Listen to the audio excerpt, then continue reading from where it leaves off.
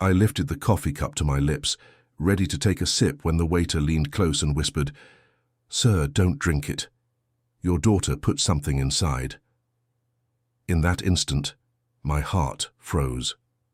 The world around me, the chatter of families, dining, the soft clink of glasses, the romantic music playing in the restaurant, all of it blurred into silence.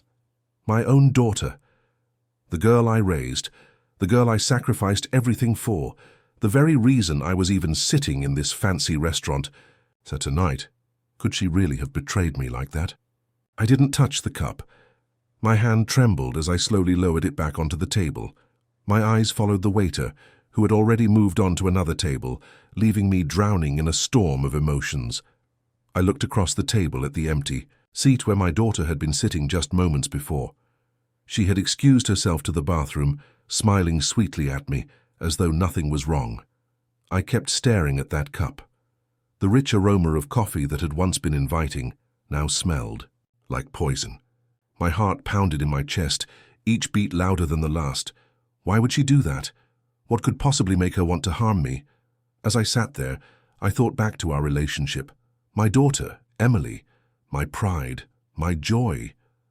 Ever since her mother passed away, she was all I had left. I dedicated my life to raising her, working long shifts, skipping meals, wearing the same old shoes just to make sure she could have the best education, the best life possible. And yet, here I was sitting at a dinner table, questioning whether she had just tried to poison me. The thought made me sick. I clenched my fists under the table, forcing myself to breathe. Maybe the waiter was mistaken. Maybe he saw something else. Maybe Emily had simply stirred sugar into my cup, or cream, or maybe it was just a misunderstanding. But deep down, something inside me whispered that this wasn't a mistake. Her behavior had been strange for weeks. Distant, cold. She wasn't the same Emily I had known. There was a sharpness in her tone when she spoke to me, an edge in her smile. She spent hours on her phone, whispering, turning away when I entered the room. And when I asked her about it, she always brushed me off. With, "It's nothing, Dad, just leave it." I thought she was just growing up, that maybe I was being overprotective, paranoid even. But now, staring at this untouched coffee cup, I wasn't so sure anymore. The waiter's words echoed in my head again and again. "Your daughter put something inside." I looked at the dark liquid sitting still in the cup, and for the first time in my life I was afraid of my own child.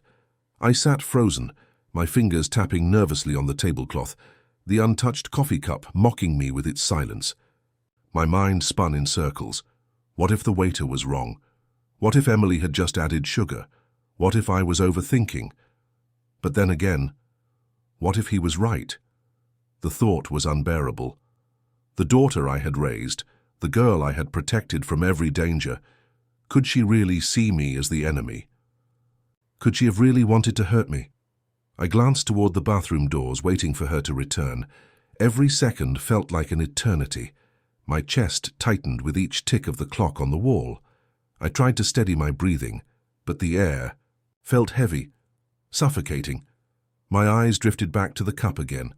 The steam rising from the coffee looked ordinary, but now it felt sinister, like smoke curling from a fire I couldn't see. A part of me wanted to call the waiter back to demand answers, but another part of me hesitated. If I made a scene, Emily would know that I suspected her. If this really was intentional, she might panic. I couldn't let her know I was onto her. Not yet. Instead, I leaned back in my chair, trying to look casual, though my heart was pounding so loudly I was sure others could hear it. I replayed the past few weeks in my head. Emily had been more secretive than ever. Late-night texts, sudden mood swings, excuses about where she was going, who she was meeting. I had asked her once, "Emily, are you okay? You've been different lately." She had rolled her eyes, muttering, "I'm fine, Dad, stop worrying so much, you don't understand." But now I wondered if it was more than just teenage rebellion. A dangerous thought crossed my mind. What if someone had influenced her? What if someone had convinced her that I was the problem? I'd heard stories. Manipulative friends, toxic relationships, predators who whispered lies into vulnerable ears.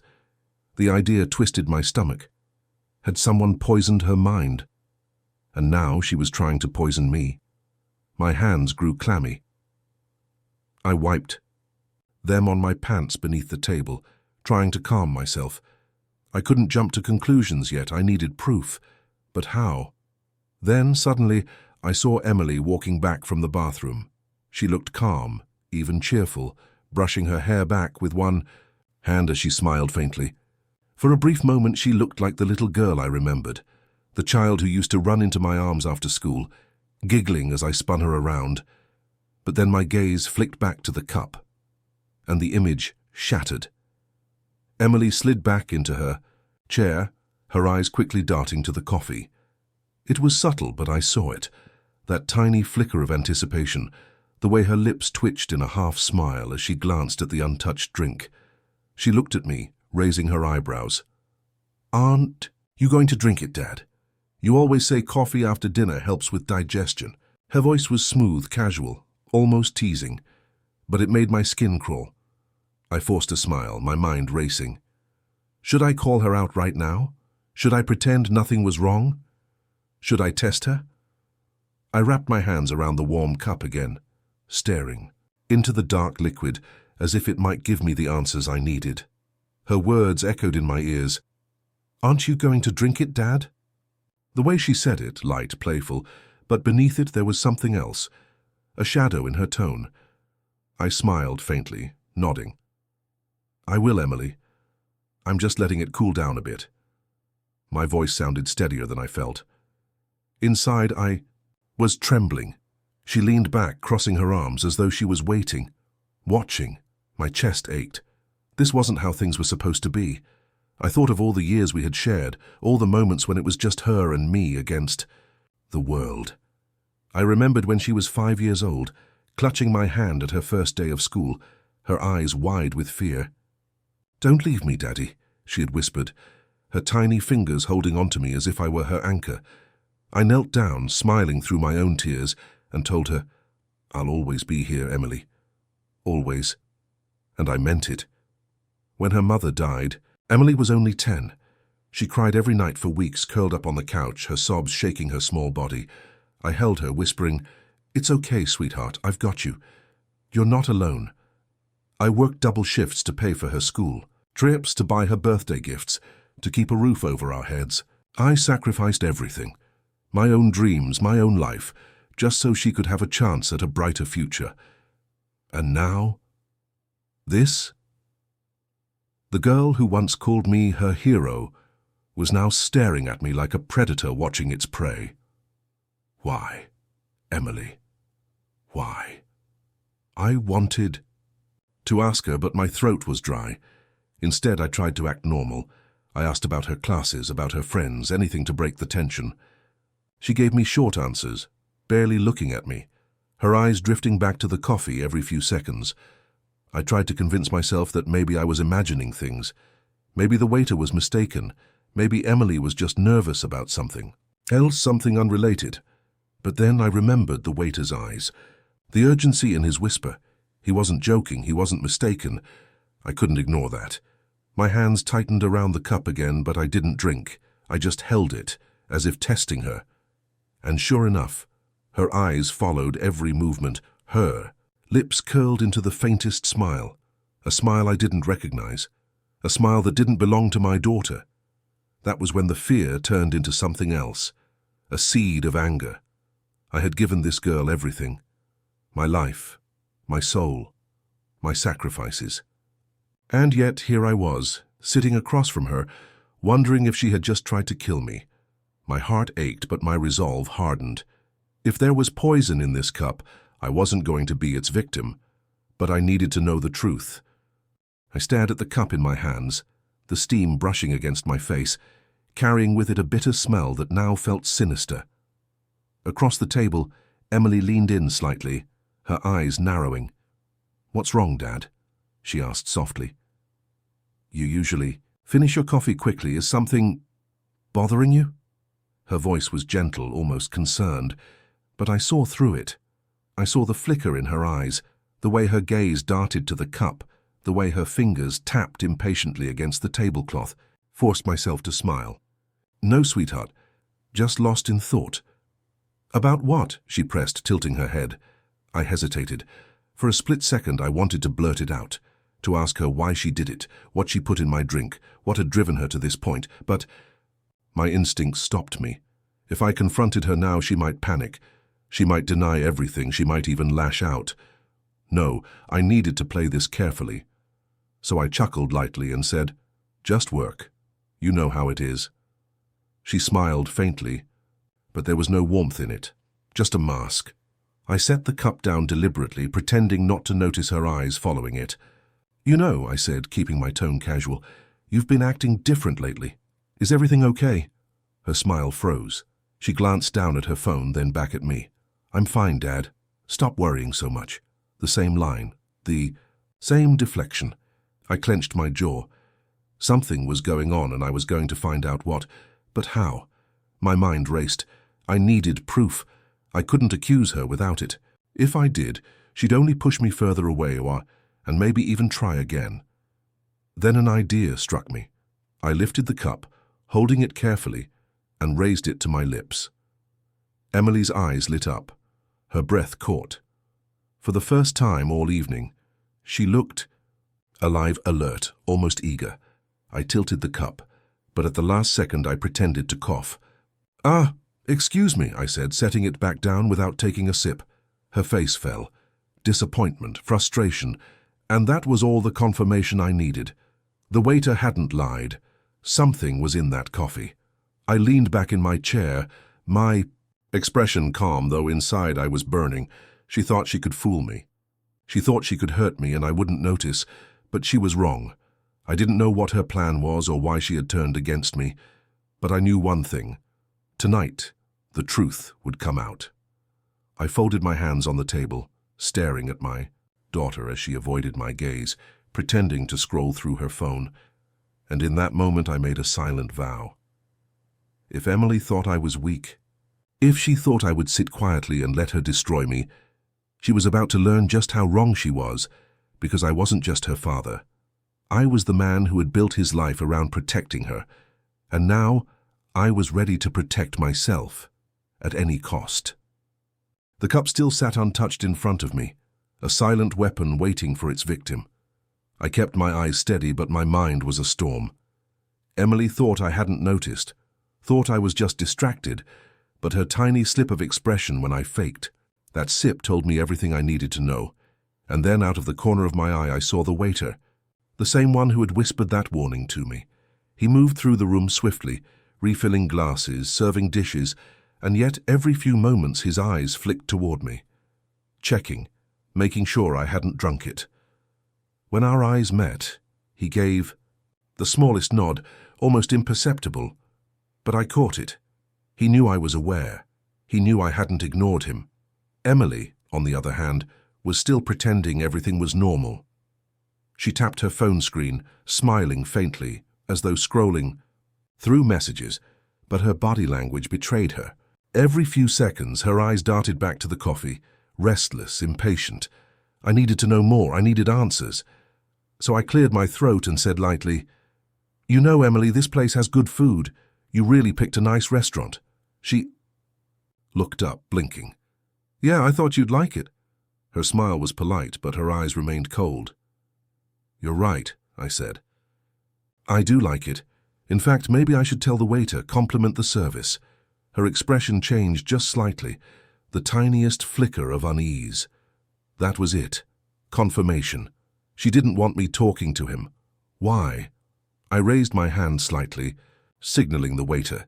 He was quick to notice, hurrying over with a practiced smile. "Is everything all right, sir?" Emily's phone clattered softly onto the table. Her lips parted. She didn't say anything, but I felt her stare. "Yes," I said smoothly. "Everything's fine. Just wanted to thank you. The food has been excellent tonight." The waiter's eyes flicked to the cup, then back to me. His smile didn't falter, but there was a weight in his gaze, a silent message only I could read. "Thank you, sir," he said. "I'm glad you're enjoying your evening." He leaned just slightly, closer, as though reaching for my plate. Under his breath, so softly only I could hear, he murmured, "Don't drink it." My chest tightened. There it was again. The same warning, he was certain. Emily shifted in her chair, her knuckles white around her phone. "Dad," she said quickly, "maybe we should order dessert. Don't bother the staff, they're busy." Her tone was sharp, almost desperate. I smiled at her calmly. "Of course, sweetheart, dessert sounds lovely." But inside, my suspicion turned into certainty. Something was very, very wrong, and now I wasn't just suspicious. I was determined. The weight of the waiter's whisper lingered in my mind like an echo I couldn't silence. "Don't drink it." The warning was no longer just suspicion. It was truth. I leaned back in my chair, steadying my breathing, forcing my heartbeat to slow. If Emily had noticed anything in my expression, she would know I was onto her. That couldn't happen. Not yet. So I smiled. A calm, practiced smile. The kind I used to wear in the courtroom when I knew the opposing lawyer was lying but hadn't yet revealed my evidence. "Emily," I said casually, "tell me about work. You've been so busy these days, haven't you?" She looked surprised. For a moment, then relaxed slightly. "Yeah, it's been stressful, but I'm managing." Her voice was smoother now, her mask slipping back into place. She thought she had control again, but the truth was I was already setting the stage. When the waiter returned with a dessert menu, I leaned in slightly as he placed it on the table. Out loud, I said, "Thank you, everything looks wonderful." But, under my breath, just as softly as his whisper had been, I muttered, "What's in the coffee?" His hand froze for the smallest fraction of a second. Then he straightened up smoothly and said aloud, "We have a special chocolate mousse tonight, sir. I'd recommend it." But his eyes told me he'd heard me. He tapped the side of the menu with one finger, as though emphasizing the dessert, and slipped a folded napkin near my plate. Then just as quickly he left. I waited. Emily didn't notice she was pretending to scroll her phone again. When she looked away, I slid the napkin open under the table. A single word was scrawled hastily in pen. Poison. The room seemed to shrink around me. The clinking of glasses, the murmur of conversations, the warm restaurant lights, all of it blurred. My own daughter. My blood. Had she really tried to kill me? I forced the panic down. This wasn't the time to lose control. I folded the napkin again, slid it into my pocket and smiled across the table. "Chocolate mousse it is, then," I said warmly. Emily forced a smile back. "Great choice, Dad." But I saw it, the faint tightening around her eyes. The flash of irritation when I still hadn't touched the coffee.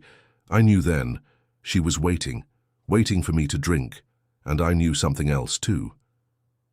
If I wanted to survive this night and uncover why my own daughter wanted me gone, I had to play along, pretend I was blind, pretend I was vulnerable, but deep inside my resolve hardened. This wasn't just dinner anymore, this was war. The waiter's warning replayed in my mind with every passing second. Poison. That word carried more weight than 1,000 accusations. I couldn't just sit there. I had to turn the tables before Emily realized I was onto her. "Emily," I said, pretending to yawn, "why don't you go check if the restroom line has cleared? I'll order dessert while you're gone." Her eyes flickered with suspicion. She wasn't eager to leave me alone with the table, but she couldn't argue without raising her own red flags. After a long pause, she finally muttered, "Fine, be quick." The moment she left, I waved the waiter back urgently. He leaned in and I whispered, "Take the coffee. Run a test." Quietly.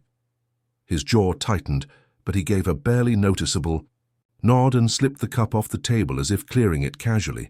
Seconds later, Emily returned. She glanced at the empty spot.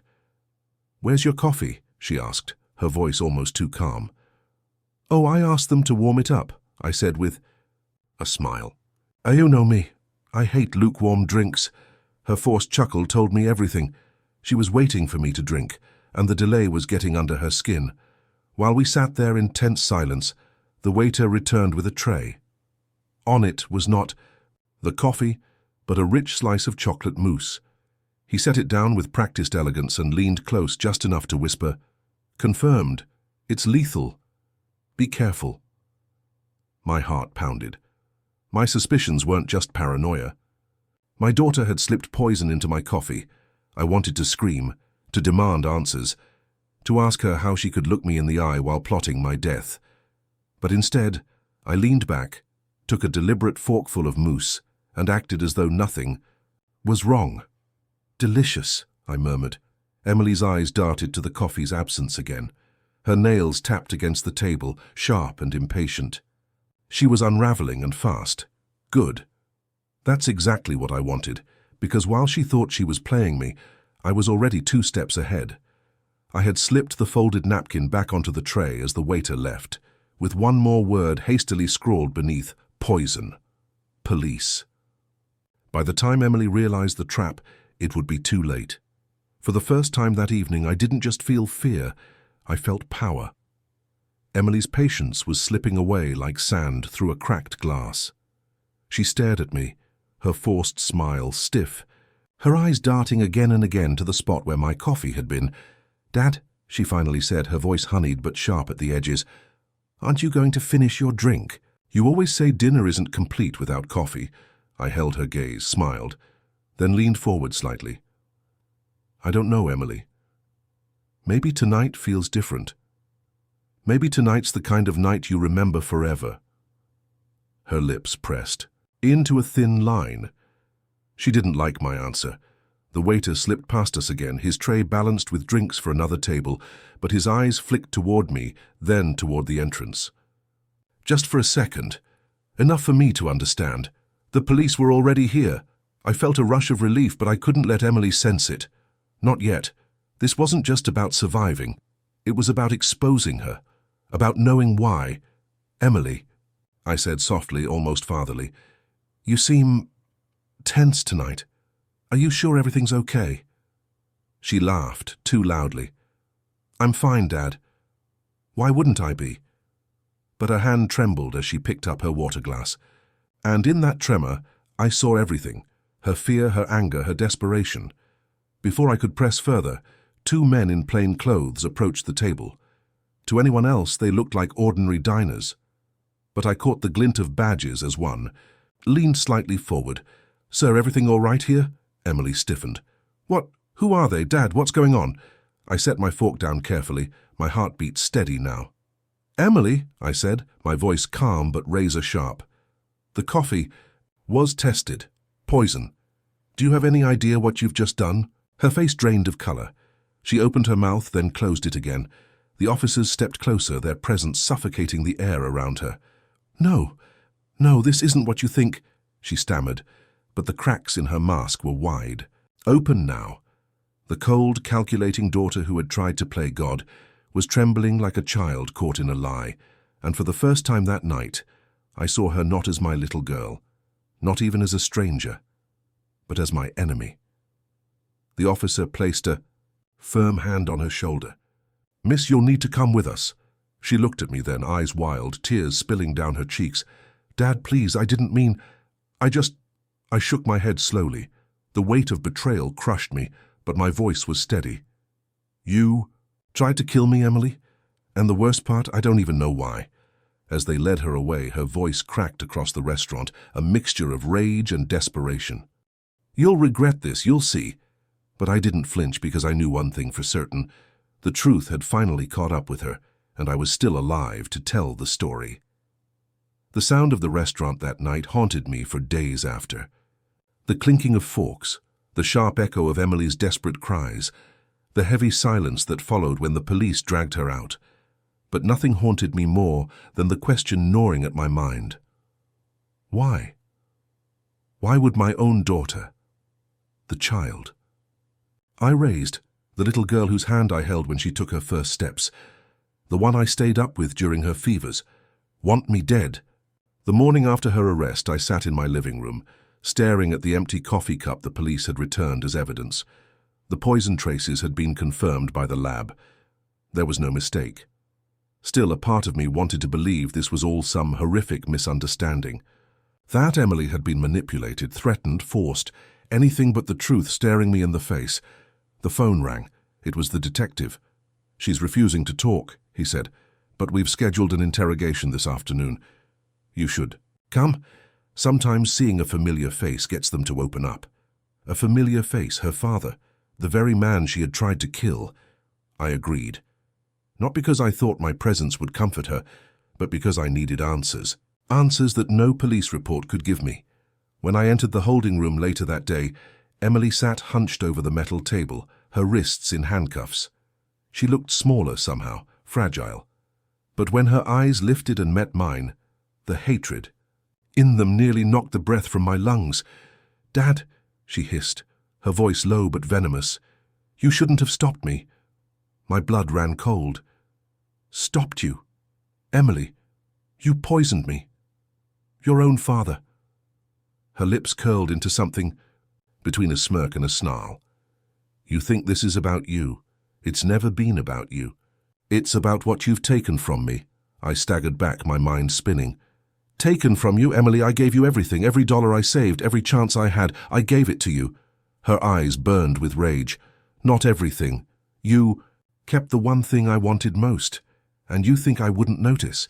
Before I could speak, the detective cut in. "Emily, what are you talking about?" But she leaned back in her chair, her lips sealed now, her smirk frozen in place. She wouldn't say more. Not yet. The session ended with more questions than answers. As they escorted her out, she turned her head just enough for me to hear her whisper, "This isn't over, Dad. Not by a long shot." The detective placed a hand on my shoulder.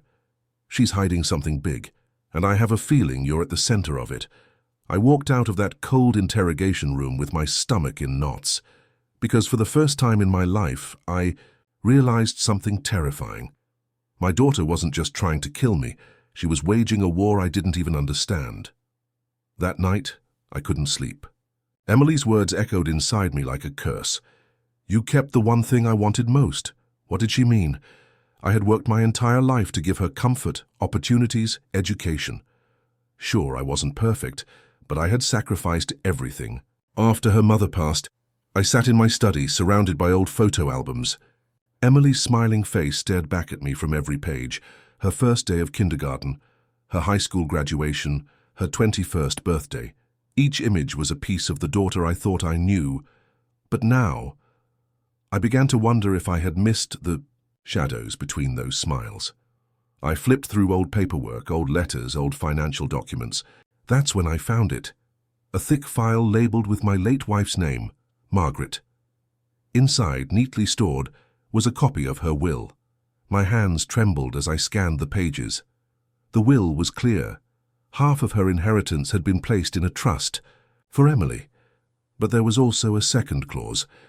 The other half, it had been left to me on the condition that I safeguard a property in her family's name, a property Emily had always asked about when she was younger, a large, sprawling estate her mother grew up on but had left behind. Over the years I had avoided the topic. The property was in my name, yes, but it was never about wealth for me. It was about memory, about honoring Margaret. I'd planned to pass it to Emily when she was ready, but maybe she hadn't seen it that way. Maybe she thought I had stolen it. As the realization sank in, my chest tightened. Could this be it? Could this be what she meant when she said I kept something from her? The phone buzzed, jolting me from my thoughts. It was a message from the detective. We searched her apartment, found documents linking to an anonymous buyer overseas. Looks like she was planning to sell something valuable. Ring any bells? My blood ran cold. The property. Emily hadn't just wanted it for sentimental reasons. She wanted to sell it, to cash out quickly, maybe to run, maybe for something darker. I closed my eyes, the betrayal cutting deeper than any knife. My daughter hadn't tried to kill me out of impulse or madness.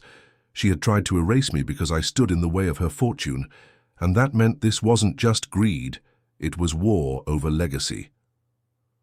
The next morning, I sat across from Detective Harris at the precinct, the will and property documents laid out on the table between us. He tapped his pen against the folder, his expression grim. "So this estate," he said slowly, "it's valuable, very valuable, and your daughter has been making contacts overseas to sell it under the table." I swallowed hard. She couldn't. It's in my name. She must have realized she couldn't touch it as long as I was alive. Detective Harris leaned back, his eyes sharp. "Which explains the poison. If you were gone and she found a way to tamper with the paperwork, it would all be hers. Fast money. No questions asked." I felt my stomach churn. But why sell it? That land belonged to her mother's family. It should have been something to cherish, not discard. The detective slid a new file toward me. Inside were photos, grainy screenshots from Emily's emails and text messages, foreign phone numbers, bank transfers, conversations with names I didn't recognize. But one phrase repeated across multiple messages: "The estate will be yours soon. Be ready." My hands clenched into fists. She wasn't acting alone. Someone had convinced her, maybe even pressured, her to betray her own blood. "Who are these people?" I asked. Detective Harris sighed. "We're still digging, but one of them, he's not just a random buyer. He's tied to a known crime syndicate that launders money through international property deals. This wasn't just greed, Mr. Carter. This was dangerous company." The room spun for a moment. My daughter had entangled herself with criminals. She hadn't just betrayed me. She had sold her soul to strangers who would use her, then discard her when she was no longer useful. "Does she even realize what she's gotten herself into?" I whispered. Harris met my gaze steadily. "Oh, she knows. These aren't people you stumble onto by accident." She reached out to them. The words hit like a blade. Emily's descent hadn't been a mistake. It was deliberate, planned. And if she was willing to kill her own father to get what she wanted, what else was she willing to do for them? As I left the precinct, the cold air slapped my face, but my thoughts were even colder. This wasn't about a single estate anymore. This was about Emily stepping onto a path she could never return from, unless I stopped her. But the question burned hotter than ever. Could a father still save his daughter when she had already tried to end his life? That night I sat alone in the living room, the silence pressing down like a weight I couldn't shake off. The documents, the evidence, the photographs, all of it lay scattered on the coffee table. Proof that my daughter wasn't just reckless. She was dangerous, but there was something worse. She wasn't working alone. The thought gnawed at me like fire in my chest. Emily was behind bars, yes, but those messages, those foreign contacts, they weren't locked up. They were still out there waiting for the estate, waiting for her promise to be fulfilled. And if she couldn't deliver it from a prison cell, what would stop them from coming after me directly? The phone buzzed again. Another message from Detective. "Harris, be careful. We intercepted a call. One of her contacts knows where you live." My blood ran cold. I rose from the couch, instinctively checking the locks on the doors, the windows, the shadows outside. For the first time in my life, my home, the very place I had built for safety, for family, felt like a trap. I replayed Emily's last words to me in the interrogation room. "This isn't over, Dad." At the time, I thought it was just her bitterness. But now I understood. She wasn't bluffing. She had set things in motion long before that dinner. And even in a jail cell, her reach extended further than I ever imagined. I grabbed the phone and dialed Harris immediately. "If they're coming, I need protection tonight." He didn't hesitate. "Stay calm. I'll send a patrol car, but Mr. Carter, don't underestimate them. If they want that estate, they'll come hard." As I hung up, my reflection in the dark window stared back at me. A father, a survivor, a man caught between blood and betrayal. I realized then that my battle wasn't just with Emily anymore. It was with the shadows she had invited into our lives. And if they came for me, if they came for the estate, if they came for everything Margaret and I had built, then I would fight them with everything I had left. Because one thing had become terrifyingly clear. This wasn't the end of the story. It was only the beginning of a war. The night outside my window was too still, too silent. Even the crickets that usually sang from the trees had gone quiet, as if they sensed something was coming. I sat in the living room, every light off, only the faint glow of the street lamp, cutting through the curtains. My heart beat steady, but my hands clenched the old wooden armrest of the chair, as though bracing for a storm. Emily's words wouldn't leave me. "This isn't over." The clock ticked past midnight. That was when I saw it, the glint of headlights moving too slowly down my street, then cutting off before my house. I stood, my body tense, straining to hear. The crunch of gravel followed. Footsteps, more than one pair. They weren't trying. To be quiet. I reached for the phone, already dialing Detective Harris. My voice was a low whisper when he answered. "They're here." "Stay calm," he said, his tone urgent but steady. "A unit is on its way. Don't confront them unless you have to." But the words had barely left his mouth when I heard the metallic sound of a lockpick scraping inside my front door. Adrenaline surged through me. I moved silently into the hallway, my eyes locked on the door. My wife's old walking stick leaned against the wall. I grabbed it, not as a weapon but as a reminder, a piece of Margaret's strength with me in this fight. The door creaked open. Two figures slipped inside, their faces shadowed by dark hoods. One carried a flashlight, sweeping the room in silence. The other whispered something in a language I didn't recognize, but the intent was clear. They were searching for me. My blood turned to ice. These weren't random thugs, they were professionals. I stayed hidden in the shadows at the top of the stairs, every muscle in my body coiled tight. My phone buzzed. Harris again. I silenced. It immediately terrified the sound would give me away. The taller intruder moved toward the living room. His flashlight landed on the coffee table, where the scattered evidence still lay. Margaret's will, the estate documents, the photos. Chuckled under his breath and whispered, "It's here. Everything she promised us." My chest tightened. Emily. She had shown them the way. Even locked in a cell, she had delivered me to them like prey. The second man started toward the stairs. My stairs. Step by step he climbed, the wooden boards, groaning under his weight. I gripped the walking stick tighter, my breath shallow, my mind racing. I could wait, hide, let the police arrive. But then I remembered Harris's warning. Don't underestimate them. If they reached me before backup came, it wouldn't matter who was on their way. This was my home, my wife's memory, my life, and I wasn't going down without a fight. The man's boots creaked against the step just below mine. One more move and he would see me. My pulse thundered in my ears, but my grip on Margaret's walking stick was like iron. "Check upstairs," the taller one called in a hushed voice. "If the old man's here, he'll be hiding." Old man. They thought age made me weak. They had no idea what grief and betrayal had carved into me. The intruder climbed the final step. His flashlight beam cut across the hallway, landing just inches from my feet. I struck. The crack of wood against his wrist echoed through the house. The flashlight tumbled, spinning light wildly across the walls before clattering down the stairs. The man screamed, clutching his arm, but before he could recover, I shoved him hard with the stick. His body toppled backward, crashing into the railing with a sickening thud before sliding down the stairs like a rag doll. "Daniel!" the other one shouted, his voice sharp with panic. That hesitation was all I needed. I surged down the hall, breathing hard, the walking stick raised. The second man swung around, pulling a blade from his jacket. The glint of steel under the dim light froze me for half a second, but fear was a luxury I couldn't afford. "You picked the wrong house," I growled, my voice trembling but fierce. He lunged. I sidestepped, my body remembering instincts I thought were long buried. The stick slammed into his ribs with a crack that made him grunt in pain. He staggered, but his knife slashed upward, grazing my arm.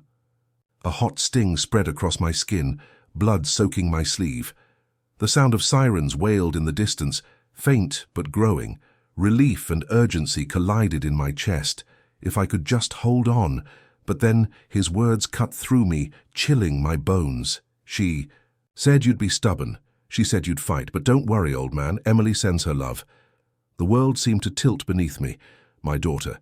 Even locked away, she was pulling strings, orchestrating this from the shadows. The intruder charged again, knife aimed straight for my chest. I twisted, barely deflecting with the stick. The blade sliced through the air where my heart had been a second before. Then, bang! The front door burst open. Flashlights flooded the room. Shouts of, "Police! Drop it!" filled the air. The man froze, his knife halfway raised. I collapsed against the wall, clutching my bleeding arm, my breath ragged. The taller intruder, Daniel, groaned from the floor, pinned under two officers. The second hesitated, then let the knife clatter to the ground, raising his hands in surrender. Detective Harris pushed through the chaos, his eyes locking on me. "You're safe now," he said, steady and firm, but his words didn't soothe. "Not this time." Because I knew the truth, Emily hadn't been defeated. Not yet. She had only just begun. I sat slumped on the porch steps while the chaos unfolded around me. Flashing red and blue lights painted the night in harsh colors. Paramedics pressed gauze to my arm, the sting of disinfectant cutting through. The numbness that had begun to set in. Detective Harris crouched down in front of me, his face grim. "You're lucky we were nearby," he said, his voice low. "But this was no random break-in." I met his eyes, my throat dry. He said her name, Emily. He told me my daughter sent them. Harris's jaw tightened. He glanced over. His shoulder at the two intruders, now cuffed and shoved into the back of a squad car. Then he leaned closer. "We've suspected she was pulling strings from the inside. But hearing it from you, that's confirmation." A bitter laugh scraped my throat. "Even in prison, she finds ways to hurt me." The detective shook his head. "It's worse than that. We think she's building connections with people who owe her favors. Dangerous people. Tonight wasn't about robbery. This was intimidation, a message." I stared at the bloodied gauze around my arm. A message. From my own daughter. The paramedics loaded me into the ambulance, but as the doors shut, I caught one last look at Harris. His expression wasn't just concern, it was warning. At the hospital, sterile white lights and the steady beeping of machines surrounded me. Nurses stitched my wound while I lay staring at the ceiling, the same questions looping endlessly in my mind. How had my daughter fallen this far, and what line would she cross next? When Harris arrived later that night, he carried a folder. He set it on the tray table beside me, his eyes scanning the room before speaking. "She's been contacting people using coded letters," he said. "We intercepted one. You need to see this." I hesitated, then opened the folder. Inside was a photocopy of a letter, written in my daughter's neat handwriting. But the words twisted my stomach. "He will pay for taking everything from me. He will learn that blood ties don't protect traitors. Soon, he'll beg for the mercy he never gave." Harris tapped the paper. "She's not just angry. She's obsessed. These men tonight just pawns in a bigger plan." I closed my eyes, fighting the weight pressing down on my chest. My daughter wasn't just lost, she had declared war against her own father. The detective's voice softened. "We'll assign you protection, but you need to understand she won't stop, not until she thinks she's broken you." I gripped the sheets, my knuckles white. "Then she'll learn something she never understood." Harris raised an eyebrow. "What's that?" "That I don't break." The hospital room was quiet, too quiet. Only the steady rhythm of the heart monitor filled the air, but even that seemed to echo like a ticking clock counting down. I couldn't sleep. Every time I closed my eyes, I saw Emily's face, not the innocent child I raised, but the cold stranger her words revealed in that letter. At dawn, Detective Harris returned, a thermos of coffee in his hand. He set it on the tray table, but his eyes carried the weight of bad news. They transferred. "Emily to a higher security wing last night," he said. "But somehow she still got a message out." I frowned. "Already? How?" Harris exhaled. "That's what we're trying to figure out. The message was intercepted before it reached the outside, but it proves she has people on the inside working for her. And if she has that kind of reach, you're not safe no matter where you go." The words sank into me like ice. For years I had believed family meant safety. Now my own daughter had become the most dangerous threat I faced. "I won't run," I said finally, my voice steel. "She wants me broken, that's what she's after. But I won't give her that satisfaction." Harris studied me for a long moment, then nodded slowly. "If that's the choice you're making, then we need to plan. She's playing a game, and the only way to win is to stay 3 moves ahead." That evening, after being discharged, I returned to my house. The front door still carried the marks of the forced entry, splintered wood and twisted locks. But stepping inside, I felt something shift. Fear no longer weighed me down. It had transformed into something sharper. Resolve. I poured myself a glass of water and sat at the same table where Emily and I once shared family dinners. Her laughter echoed faintly. In my memory, an echo of a past life that no longer existed. I whispered into the silence, "You wanted a war, Emily. Then you've got one. The phone buzzed on the counter, pulling me back. An unknown number flashed across the screen. Against my better judgment, I answered. A distorted voice hissed through the line. She knows you survived, and she's not. Finished. Next time she won't miss. The line went dead. I stood there, the phone trembling in my hand. The war wasn't coming. It had already begun. If this story shocked you, just imagine what's coming next. Do you think the father should take revenge or forgive his daughter? Share your thoughts in the comments below. And don't forget to like, subscribe, and hit the bell icon so you never miss another shocking story.